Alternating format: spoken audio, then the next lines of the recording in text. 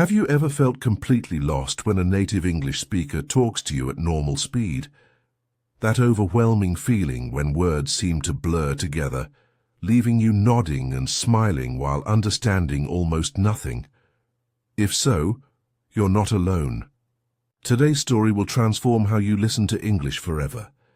Welcome back to LMJ English, where we help you master real-world English through captivating stories. I'm thrilled to share with you the journey of Sarah, a brilliant student who faced the exact same listening challenges you might be experiencing right now. Her transformation will inspire you and provide practical techniques to understand native speakers at any speed. Before we dive into this life-changing story, make sure to hit that subscribe button and turn on notifications so you never miss our weekly lessons. Our community of English learners is growing, and we'd love to have you join us on this language journey, the overwhelming challenge. Sarah clutched her coffee cup tightly as she tried to follow the rapid conversation happening around her. Despite years of English study in Vietnam, her first week at London University felt like diving into an ocean without knowing how to swim. The professors spoke quickly, using expressions she had never encountered in textbooks. Her classmates chatted effortlessly during breaks, their words flowing into each other like a rushing river. Today marked her third day in the Advanced Economics seminar, and her anxiety had reached new heights. Professor Williams had asked everyone to participate in small group discussions about monetary policy. Sarah had prepared thoroughly, reading all the assigned materials and practicing her talking points. However, when her group mates started speaking, their words seemed to melt together into an incomprehensible blur. "So what do you think about the central bank's approach, Sarah?" asked Michael, turning toward her expectantly. Sarah felt her cheeks flush. She had caught perhaps half of the previous discussion and had no idea what specific approach they were referring to. I think it is good approach," she stammered, knowing immediately that her response made little sense. The awkward silence that followed only worsened her embarrassment. By the end of class, Sarah felt defeated. Her excellent grammar and extensive vocabulary seemed worthless when she could not understand what people were saying at normal speed. Walking across campus, she wondered if she had made a terrible mistake coming to London. As she reached the university cafe, lost in thought, someone called her name. It was James, a friendly British student from her seminar who always spoke clearly. "Mind if I join you?" he asked, gesturing to the empty chair at her table. During their conversation, James noticed how often Sarah asked him to repeat himself. Rather than showing frustration, he spoke more deliberately and watched as her comprehension improved. "You know," he said thoughtfully, "my friend Emma might be able to help you. She teaches English to international students and specializes in listening skills. What do you think has been your biggest challenge in understanding native English speakers? Have you ever felt like Sarah in a conversation where everyone seemed to understand except you?" The turning point. The following Saturday, Sarah met James and his friend Emma at a quiet coffee shop near campus. Emma, with her warm smile and patient demeanor, immediately put Sarah at ease. Unlike the intimidating professors or fast-talking classmates, Emma seemed to understand Sarah's struggles perfectly. "The problem isn't your English knowledge," Emma explained, stirring her tea thoughtfully. "You've probably studied grammar rules and vocabulary for years. The challenge is that classroom English and real-world English sound completely different." Sarah nodded vigorously. "Yes, everyone speaks so fast, and they connect all the words together. Sometimes they even seem to skip entire sounds." "Exactly," Emma smiled.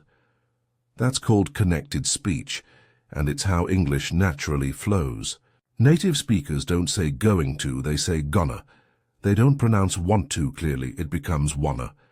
These reductions and contractions make English efficient for native speakers but challenging for learners. Emma took out a notebook and wrote several examples. What are you doing becomes what you doing. I have to go becomes I have to go. Did you eat yet becomes jeet yet? Sarah stared at the examples in amazement.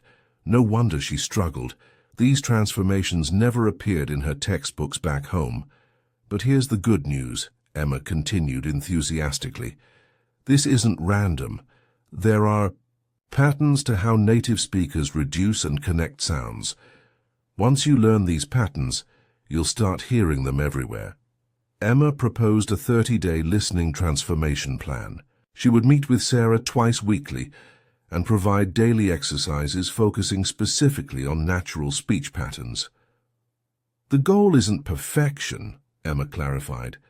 It's about training your ears to recognize these patterns so you can follow conversations without panicking. For the first time since arriving in London, Sarah felt hopeful. She had always approached language learning methodically and was excited to have a structured plan. "When can we start?" she asked eagerly. "We already have," Emma smiled. "This conversation is your first lesson in hearing natural English. Now, let's map out your daily practice schedule." As they walked out of the cafe, Sarah felt as though a weight had been lifted from her shoulders. She wasn't inadequate or unprepared. She simply needed to bridge the gap between textbook English and real-world speech. Have you ever realized how different textbook English is from what native speakers actually say? Which speech patterns or reductions have you found most difficult to understand when listening to natural conversations? The learning process. Sarah's transformation began with Emma's 3-to-1-1 method. Listen 3 times, read the transcript once, then listen again without reading. They started with short podcast episodes designed for intermediate learners, focusing on identifying common reductions like gonna, wanna, and hafta. Your brain needs to create new connections, Emma explained during their second session. Right now you're trying to hear each word separately as you learned them in school, but native speech flows differently. Words blend together in chunks. Each morning, Sarah woke up 30 minutes earlier than usual for her listening practice.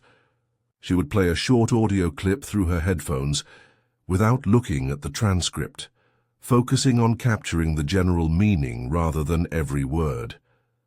After 3 listens, she would check the transcript, highlighting phrases she had missed. Finally, she would listen one more time, now recognizing how the written words transformed in spoken form. By the second week, Emma introduced a new challenge: speed training. Sarah would listen to content at normal speed, then at 1.25x speed, and finally at 1.5x speed. Surprisingly, when she returned to normal speed, the speech sounded much clearer than before.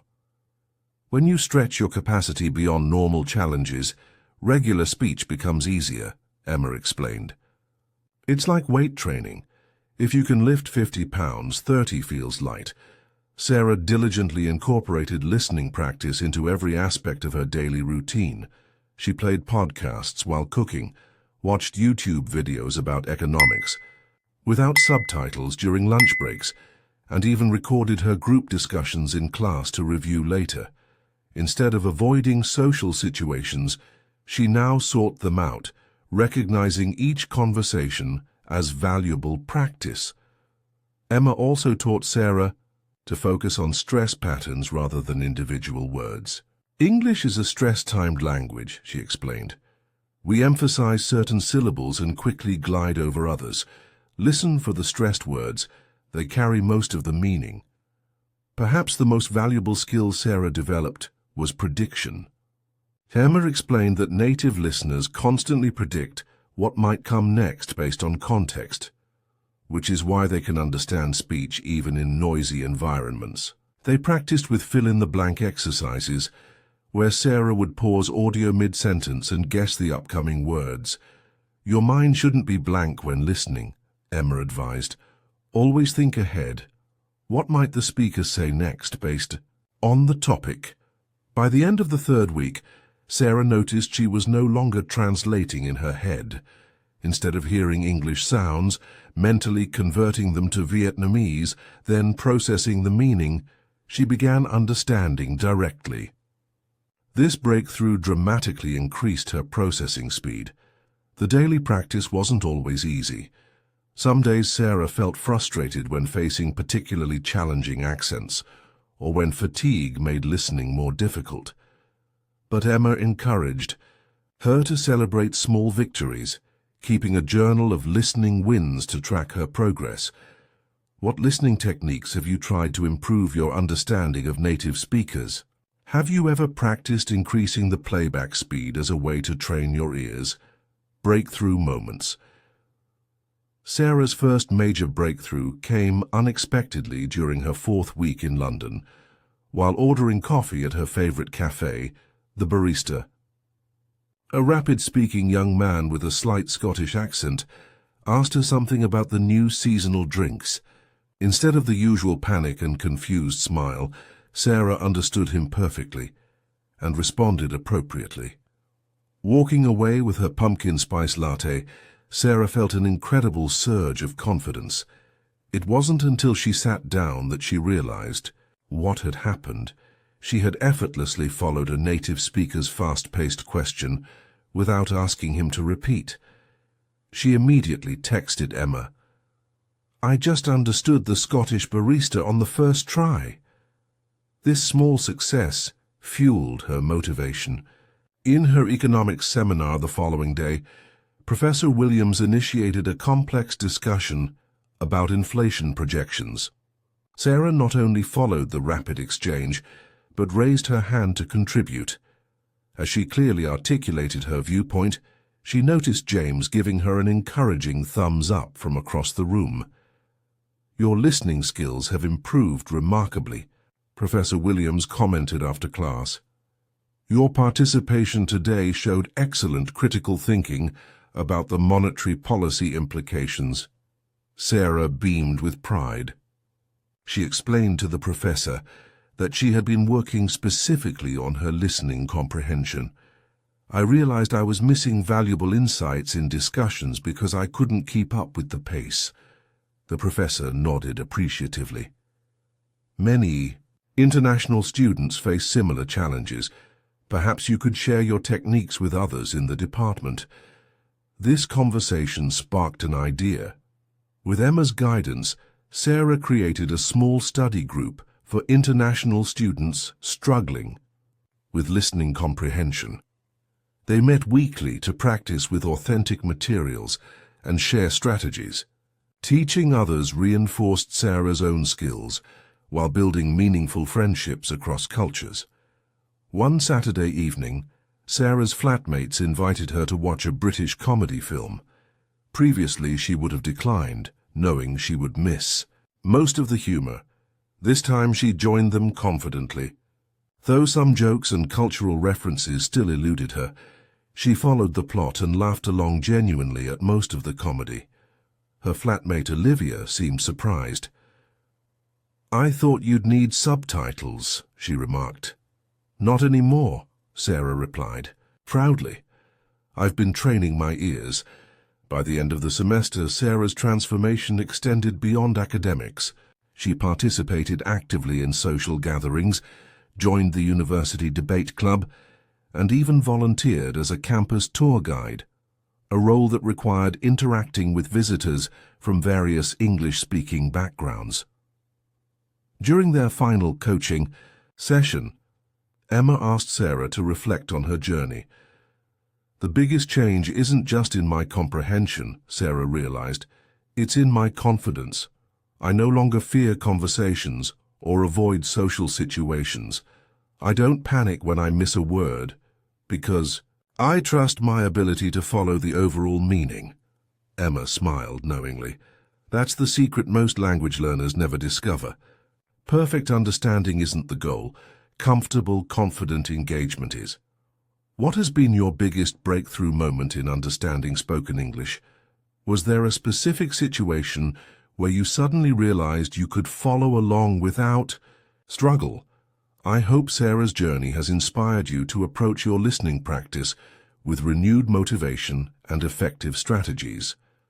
Remember, understanding native speakers at any speed isn't about perfect comprehension of every word.